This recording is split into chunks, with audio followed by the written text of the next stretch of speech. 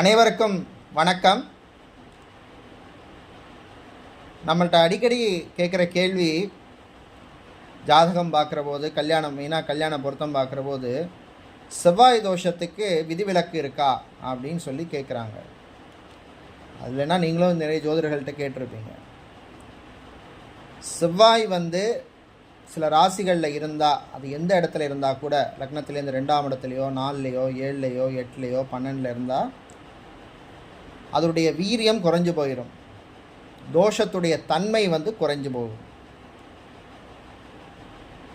மேஷ ராசி, சிம்ம ராசி, விருச்சிக ராசி, மகர ராசி, கும்பராசி, இந்த ராசிகளில் செவ்வாய் இருந்தால், அது எந்த இடமா கூட இருக்கலாம். நான் முதலே சொன்ன மாதிரி லக்னத்திலேருந்து 2ஓ 4ஓ 7ஓ 8ஓ 12ஓ எந்த ஸ்தானத்தில் இருந்தாலும் இந்த ராசியில் இருந்தால் அவர்களுக்கு செவ்வாய் தோஷத்தினுடைய தாக்கம் குறையும்.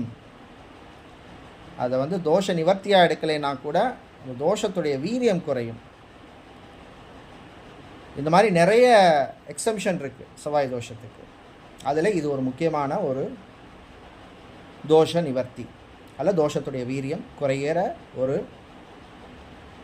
பாயிண்ட் அப்படின்னு நம்ம எடுத்துக்கலாம். மீண்டும் சந்திக்கலாம்.